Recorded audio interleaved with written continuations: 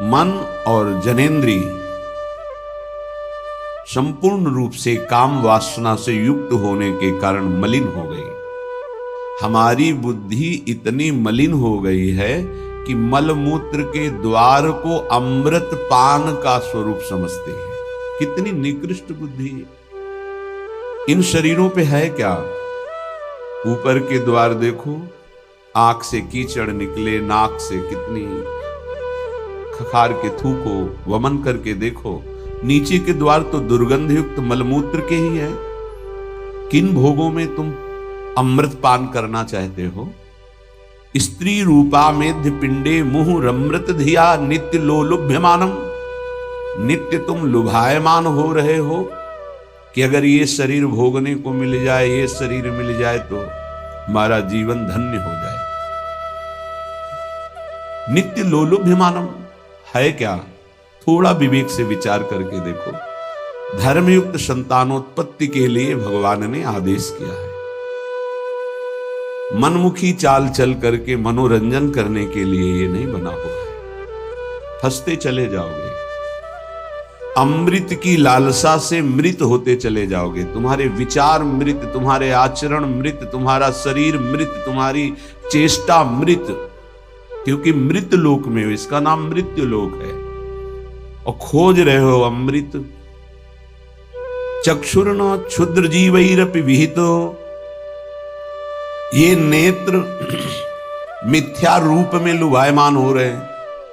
चमड़ी ऊपर से गोरी पीली जैसी भी, उसी में हम आसक्त हो रहे हैं। इतने आसक्त हो रहे हैं। परसों एक नवयुवक भाई प्रश्न एकांतिक में कह रहे, जिया नहीं जा रहा। हमको हमारी मित्र ने धोखा दे दिया और हालत भी ऐसी थी कि करुणा लग रही थी कि कृपा करें प्रभु और इनकी बुद्धि को इस दलदल से निकालें। वो जीवन से हारा हुआ व्यक्ति बैठा हुआ है केवल एक बात में कि उसको उसके किसी मित्र ने, तो स्त्री शरीर ने उसको धोखा दे के दूसरे से ब्याह कर लिया। धोखा दे के मतलब मन की गति है, इसमें धोखा और सही का क्षेत्र नहीं है। ये तो विचरण करता रहता है, आज ये आज ये आज ये। इसका कोई बिरला इसकी इस गति को रोक दे, वही साधना परायण साधक कहा जाता है। पर ऐसा नहीं होता है। जहां तुमसे बढ़कर कोई मिला तो वहां दृष्टि उसकी जम जाएगी, तुम्हें छोड़ देगा। संसार का खेल यही है। तुम्हारा प्यार अगर सही ठिकाने पे पहुंच जाए तो सार्थक हो जाए। वो प्यार मूर्ति प्रेम के खिलौना दो खेलत हैं प्रेम खेल प्रियालाल, इनसे प्रेम हो जाए तो निहाल हो जाओगे। पर इनसे प्रेम करने के लिए कठिनता है। पहले सर्वत्र से राग हटावे तो इनसे प्रेम होता है, अन्यथा नहीं। सर्वत्र की ममता बटोर कर इनके चरणों में तब प्रेम होता है। बोले नेत्र दूषित हो गए बस यही देखते हुए। यही दुर्दशा है जीव की। सामने भगवान है चराचर जगत के हृदय में, उनको कोई नहीं देखना चाहता और बाहरी केवल चमड़े को देख करके हम आकर्षित हो रहे हैं। ये चमड़ी ज्यादा दिन नहीं टिकेगी। जिसकी तुम देख रहे हो उसकी और तुम्हारी भी ये नष्ट होने वाली है। इन्हीं को शासन में साधक रखता है। नेत्रेंद्री हम जहां चाहें वहीं जाएगी, अन्यथा नहीं जाएगी। अभ्यास कीजिए नाम जप के द्वारा। ऐसे थोड़ी कि बात कर रहे हो किसी संत से भगवत चर्चा और तुम्हारी दृष्टि जा रही बार बार, और इतनी हिम्मत तुम्हारी कि भगवत भाव के वातावरण में तुम्हारी अशुद्ध वृत्ति उधर देखने की कोशिश कर रही। क्या देख रहे हो? चुप, एकदम शांत। चक्षुर्न क्षुद्र जीवैरपि विहित मृषा मानना अत्यंत मग्नाहा। ये क्षुद्र जीव समझ नहीं पा रहे कि नेत्र किसके लिए मिले। ये नेत्र मिले भगवत साक्षात्कार के लिए। ये विचार करो 5 मिनट आंख बंद करके, अगर ऐसे ही तुम्हारी आंखें छीन ली जाएं तो सोचो कैसा तुम्हारा जीवन होगा। जिन आंखों से तुम गंदी बातें कर रहे हो, गंदी बातें देख रहे हो, यही आंखें भगवान छीन लेते तुम्हारी, तो क्या तुम्हारा जीवन होगा। आज तुम्हें भगवान ने आंख दी है, तुम इससे धर्म का दर्शन करो, सब में भगवत दर्शन करो, श्री विग्रह के दर्शन करो, संत दर्शन करो, नेत्र पावन करो। नेत्रों को दूषित कर लिया। हमारी वाक इंद्री जब हम इससे चिदानंद नाम जप करते हैं, चिदानंद लीला का गायन करते हैं, तो वाणी भी चिदानंद हो जाती है। श्रवणेन्द्रिय, जब इससे हम नाम कीर्तन सुनते हैं, नाम जब सुनते हैं, भगवत लीला सुनते हैं, तो श्रवणेन्द्रिय चिदानंद हो जाती है। ऐसे समस्त इंद्रियां जब केवल आराध्य देव के प्रति समर्पित होकर क्रियान्वित होती हैं, तो उनमें ये सामर्थ्य आ जाती है कि उपासक की श्रवणेन्द्रिय निकुंज में प्रिया प्रीतम क्या बात कर रहे हैं ये सुनाई देने लगता है। निकुंज में प्रिया प्रीतम कैसी शोभा से विराजमान है ये दिखाई देने लगता है। आज कौन से सौरभ का लेप किया गया ये घ्राणेन्द्रिय से पता चलने लगता है। प्रिया प्रीतम की दिव्य लीला का इंद्रियां अनुभव करने लगती हैं, जो कि इंद्रिय मन से बिल्कुल अगोचर है। अगर उपासक इन इंद्रियों को थोड़ी भी स्वतंत्रता दे देगा, तो इनका स्वभाव है प्रकृति स्थान कर्षति। ये प्रकृति के वस्तु व्यक्ति स्थान के आकर्षण में फंस जाएंगे। फिर ये महासुख जिसकी हमारे हृदय में लालसा है, वो प्रकृति से पूर्ण होने वाली नहीं, वो परमात्मा से होने वाली है। जब हमारी इंद्रियां प्रकृति की तरफ जाती है तो मलिन हो जाती है। और मिथ्या देह सम्मान को तुमने सुख मान लिया। चार लोग नमस्कार किए तो तुम अपने को श्रेष्ठ समझ लिए। किंचन मात्र भी कोई श्रेष्ठ नहीं है। ये पंचभूत शरीर सबके उसी सामग्री से बने हुए हैं।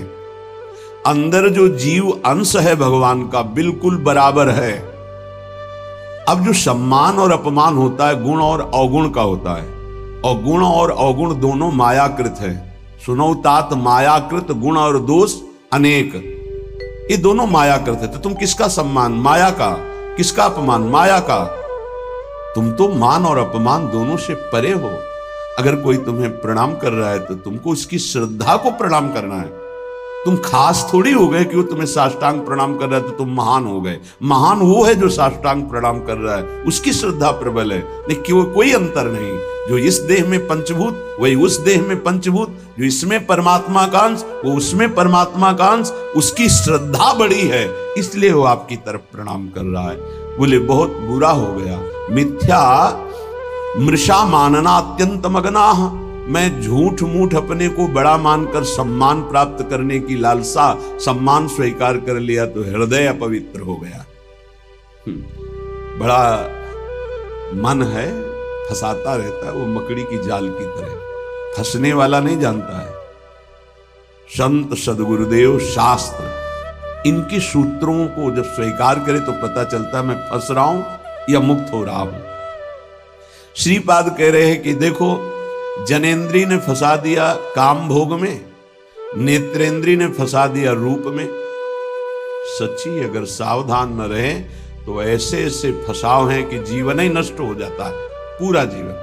और उसको लाख समझा रहे थे, कुछ समझ में नहीं आ रहा था। बस वो ये समझ रहा था कोई आशीर्वाद मिल जाए, जादू टोना मिल जाए कि वो जो हमारी मित्र है वो वापस हमको मिल जाए।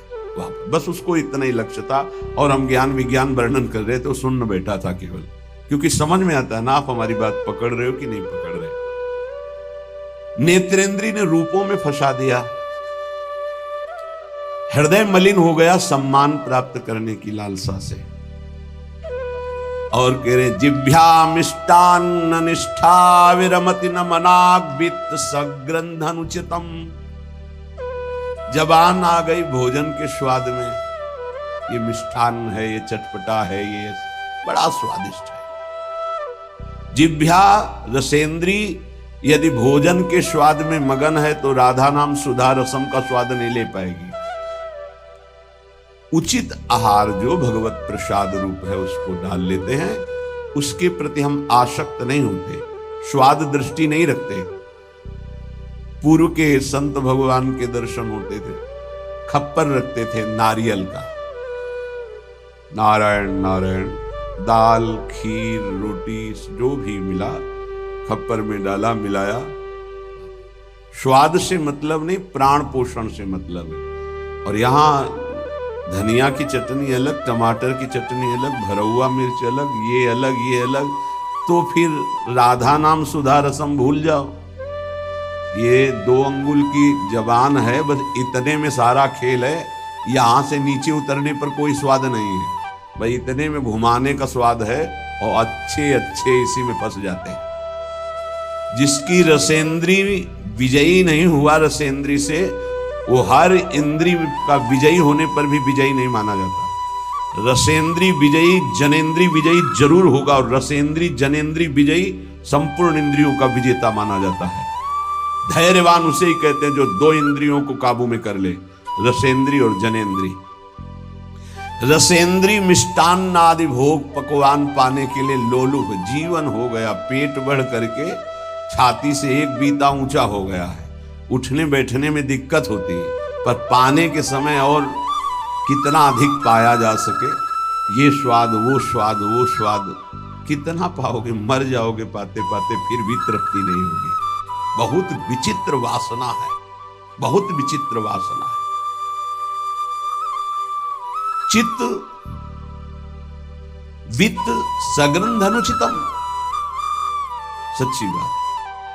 आज चरित्र, भगवत धर्म मर्यादा, इसका महत्व धीरे धीरे समाज से हटता जा रहा है, धन का महत्व होता जा रहा है। क्या दुर्दशा है। बोले मनाग वित्त सग्र अनुचितम, अनुचित रूप से धन कभी सुखी नहीं हो सकता जो अनुचित रूप से धन प्राप्त करता है। हा वृंदारण्य कान्या भवति मम गतिश्चेदहम त्वत्स्थितोपि, मेरी क्या गति होगी जब मेरी इंद्रियां और मेरा मन ऐसा है। मैं आपका आश्रय लेता हूं, आपका वास स्वीकार करता हूं। मैं समझ गया कि मेरे से अब कुछ नहीं होने वाला, मेरी अनन्य गति आप हो। हे वृंदावन, आप मेरा सुधार कर दो। अब मैं कहीं किसी की ओर नहीं देख सकता, सिर्फ आपका आश्रय लिए हूं। भाव यह है कि हम सब तरह से हीन हैं, हर इंद्रियां हम पर विजय प्राप्त किए हुए हैं। उल्टा इंद्रियों पर हमें विजय प्राप्त करना चाहिए, इंद्रियां हम पर विजयी हो गई हैं, अब हम कैसे मुक्त हो।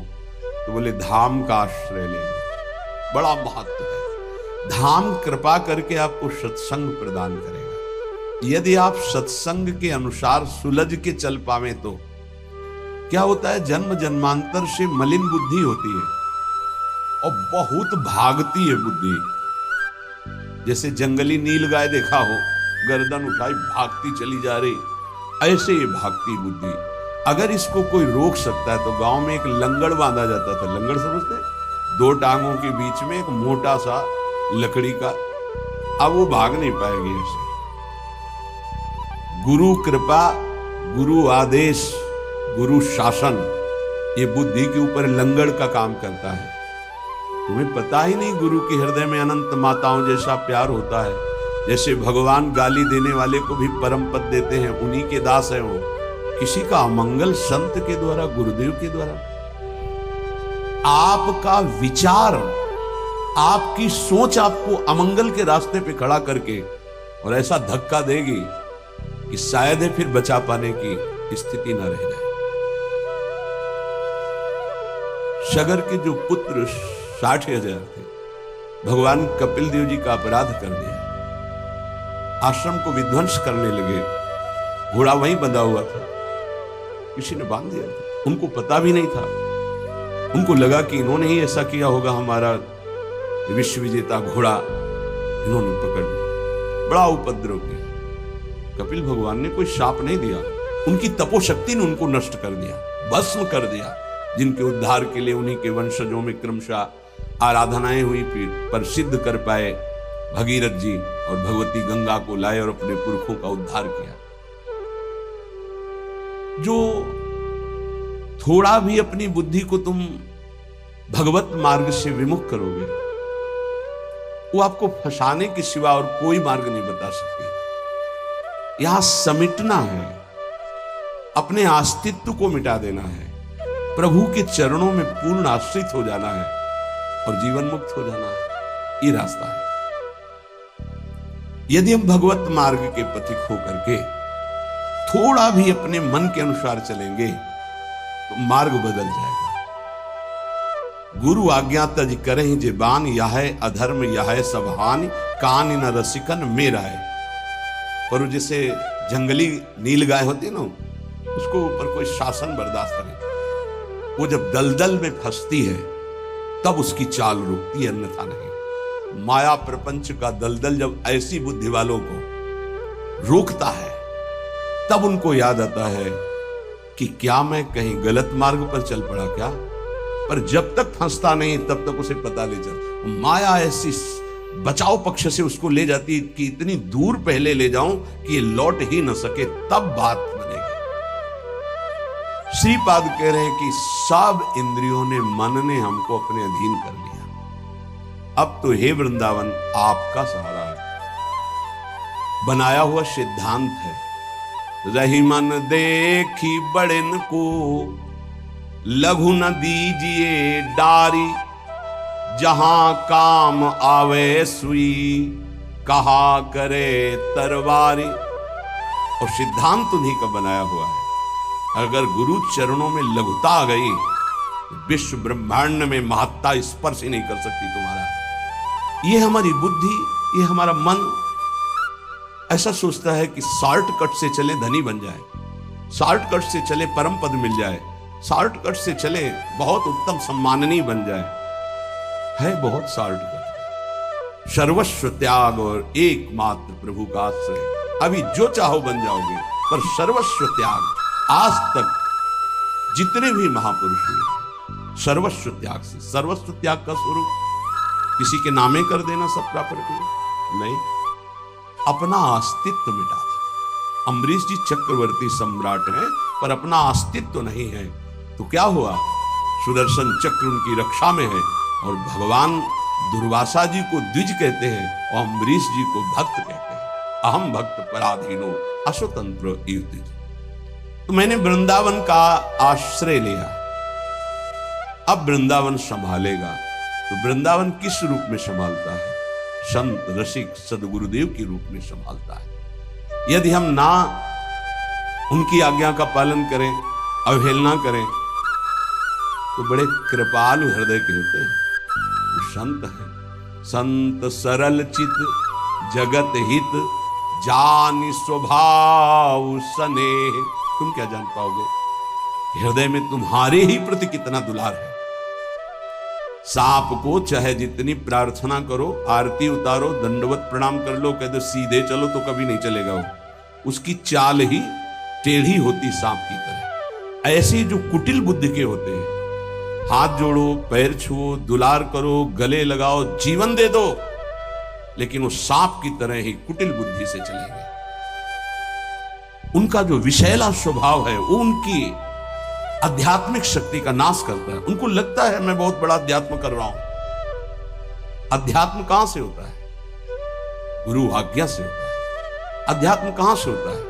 गुरु मंत्र के निरंतर सुमिरन से होता है। अध्यात्म जिसके अंदर है तो त्रिभुवन का संपूर्ण वैभव उसको मृत तुल्य लगता है। मृत तुल्य, न पारमेष्ठ्यम न महेंद्र दिष्ण्यम। आपको लगेगा भरण पोषण कैसे होगा? तो भगवान, उनके वचन यही भक्त का आश्रय होते हैं। भगवान ने कहा अनन्यस चिंतयन्तो माम, तुम्हारी एक ही जिम्मेवारी है, तुम केवल मेरा अनन्य चिंतन करो। और जो अनन्य चिंतन करता है, ये जनाः परिपासते, जो ऐसी उपासना करता है अनन्य चिंतन से, तो योगक्षेमम वहाम्यहम्, मैं उसके योगक्षेम का वहन करता हूं। अप्राप्ति की प्राप्ति और प्राप्ति की रक्षा ये मैं करता हूं। शुद्ध परमार्थ को जान लो, जीवन मुक्त हो जाओ, फंसने में देर नहीं लगती। ये मन कभी भी कहीं भी कैसे भी आचरणों में फंसा सकता है। अजामिल जी अपनी इंद्रियों की चंचलता को शासन में लेकर के अपने पिता की सेवा में गुरु भाव से लगे थे। बड़े धर्मात्मा पिता थे। एक दिन वो समिधा लेने के लिए गए तो जंगल में देखा एक शराब पिए हुए व्यक्ति किसी वैश्या से सहवास कर रहा है। अचानक दृष्टि पड़ी। शास्त्र आज्ञा करता है ऐसे दृष्टि को एक बार अचानक दृष्टि पड़ने पर दोबारा ना देखा जाए और नमस्कार वृत्ति कि भगवान की माया है आगे बढ़ जाए। पर वो तो सेवा को छोड़ करके उसी को केवल देखने लगे। देखते ही चिंतन बढ़ा, चिंतन बढ़ता ही संगस्तेषु उपजायते, संग की इच्छा आसक्ति प्रकट हुई। जब वो पुरुष चला गया तो उस वैश्या से मिले और कहा मैं आप पर आसक्त हो चुका हूं। तो उसने कहा मेरे जीवन का उद्देश्य ही है आसक्त पुरुषों से धन लेना, उनको सुख पहुंचाना। कहा पूरी पिता की संपत्ति सब वैभव लुटा दिया। आखिरकार उसी के पास रहने लगे, उसके दास बनकर रहने लगे। क्या क्या अमंगल कार्य करने लगे। जहां संविधा लेने गए थे यज्ञ के लिए, वहां पशुओं का हिंसा करके और मांस रांधना खाना, ये सब बहुत गंदा जीवन। एक बार थोड़ा भी कोई धर्म का अनुष्ठान करे तो धर्मो रक्षति रक्षिता, धर्म उसको बचाने की कोशिश करता है, रक्षा करता है। गांव में संत मंडली आई। मंडली ने पूछा यहां कोई पवित्र उदार संत सेवी का घर हो तो बताना, वहां आज हम रुकना चाहते। पूरी संत मंडली ठाकुर का भोग लगाएंगे, आरती पूजा और सुबह चले जाएंगे। हाँ, उन्होंने कहा सबसे ज्यादा पवित्र जामिल है गांव के बाहर जो, वो बगीचा भी सामने वाला उन्हीं का है, वो वैश्या का था। संत स्वभाव विश्वास से होता है। संतों का स्वभाव जो सिद्ध होता है वो विश्वास से होता है।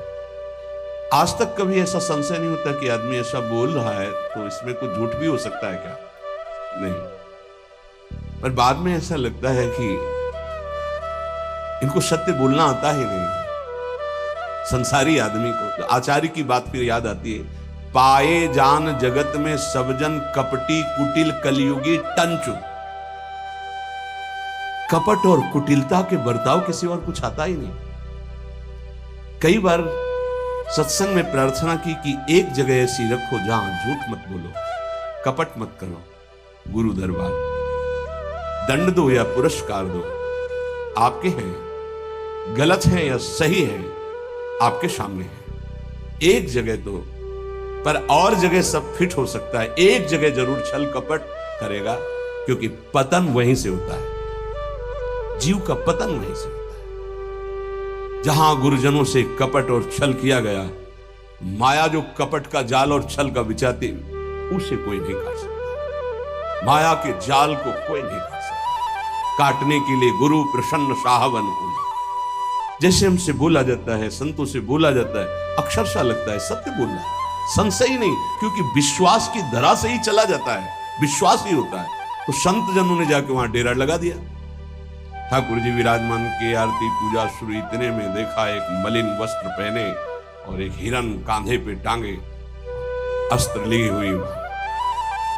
अजामिल ने जीव ही संतों को देखा तो संत दृश्य जी में पातक टरई, हृदय एकदम आर्त भाव से रो पड़ा और याद आई वो बात कि जब मैं जवान था तो कैसे धर्म का अनुष्ठान करता था, कैसे मैं पिता की आज्ञा से भगवत आराधना में, हाय मेरा जीवन किस तरह नष्ट हो गया। नजदीक गया, साष्टांग दंड। देखते ही संतों ने समझ लिया। उन्होंने कहा भाई ये बगीचा आपका है। बोल भी नहीं पा रहे, बस इशारा किया। हाँ बोले, बताया गया था कि गांव के बाहर एक ब्राह्मण है, बड़े पवित्र हैं, तो आपका ही नाम अजामिल है। बोले प्रभु ये तो आपके साथ उपहास किया गया है, मैं पवित्र नहीं, बहुत नीच पापी हूं। ऐसा धर्म का त्याग करके पापाचरण में वैश्या के मल जैसे अन्न से उदर पोषण करता हूं। ये देख रहे हो आपके साथ, मेरे जैसा पातकी भ्रष्ट कोई नहीं होगा। ये तो आपके साथ उपहास किया गया। उनका भाई अब रात्रि में तो ठाकुर जी नहीं हटाएंगे, यही विराजमान करेंगे, पर आपका कुछ पाएंगे भी नहीं। तो चरणों में लौट गया, महाराज क्या अब भी मेरा उद्धार हो सकता है? हाँ, आखिरी श्वास तक जीव को भगवत प्राप्ति का अवसर दिया जाता है। एक उपाय है, मैं देख रहा हूं तुम्हारे द्वारा वैश्या से कभी पुत्र होगा, तुम उसका नाम नारायण रख देना। अब आप यहां से जाएं, हमारी ठाकुर सेवा है, हम सब संत अपने नाम कीर्तन पाठ और ध्यान आदि, आप जाएं, आपका मंगल होगा। समय आने पर बालक हुआ, वो उससे अत्यंत आसक्ति हो गई। जरा सी इंद्रियों की छूट दी तो एक संयमी ब्रह्मचारी नियमनिष्ठ ऐसे भ्रष्ट आचरणों में फंस गया। पिता ने फिर ब्याह भी करवाया था, पर दृष्टि जहां फंस गई। कुसंग हुआ तो जीवन बर्बाद हो गया, और सत्संग हुआ तो देखो कैसे परम पद मिलता है। अब तो उसी छोटे पुत्र को गोद में लेके घूमना, उसी से प्यार, उसी से दुलार। उसको क्या पता कि एक भयावह समय होता है जिसका नाम मृत्यु है। वो कभी भी किसी पर आक्रमण कर सकती है, और जब यहां से जाओगे ना तो कुछ भी तुम्हारे साथ नहीं, तुम्हारा किया हुआ धर्म और अधर्म ये दोनों तुम्हारे साथ जाएंगे, जिसे शुभ और अशुभ कर्म कहते हैं। अचानक उसको दिखाई दिया दो भयंकर यमदूत, कांपने लगा। यमदूतों की दृष्टि मात्र से उसके मलमूत्र छूट गए, इतने भयानक। और उसकी आसक्ति अपने पुत्र पे थी, तो ऐसा लगा कि मैं आखिरी में एक बार अपने पुत्र को बुला के देखूं। बुलाया, नारायण, बस मंगल हो गया। देखो, संत संग अपवर्ग कर, कामी भव कर पंथ। संत का संग सीधे मोक्ष प्रदान करने वाला होता है। नारायण, एक बार जी ही पुकारा नारायण, णा पे जबान पहुंची कि दो दिव्य पार्षद भगवान के चतुर्भुज नारायण स्वरूप श्यामल कांति है, यमराज के दूतों को डांटा और फांसी काट दी। अब तुम इस जीव को स्पर्श भी करने का अधिकार खो चुके हो। बड़ा सुंदर प्रसंग है, अगर इसे बार बार हम सुने और इसे हृदय में बैठा ले तो जीवन मुक्त होने के लिए पर्याप्त साधन है। नाम महामंगल मूद में अजामिल जी की चेतना लुप्त होने वाली थी, फांसी पड़ चुकी थी यमदूतों की। यद्यपि उसने भगवान को नहीं पुकारा, अपने बालक के स्नेह वशात उसको पुकारा नारायण, पर संतों ने नाम रखवाया था। 88 वर्ष की आयु तक पाप ही पाप होते रहे। यमदूतों को डांट कर भगवान के पार्षदों ने कहा, अब तुम स्पर्श भी नहीं कर सकते इसको। उनका आप बड़े तेजस्वी देव स्वरूप दिखाई देते हैं, पर आपको पता है ये महानीच पापी हर क्षण पाप करता रहा है। ये मूर्ख अपने पुत्र के बहाने नारायण बुलाया है, ये महापापी है। भगवान के पार्षदों ने कहा, हम देखते हैं कि तुमको कोई ज्ञान नहीं है। जिस समय पुत्र के बहाने नारायण बुलाया, उसी समय निष्पाप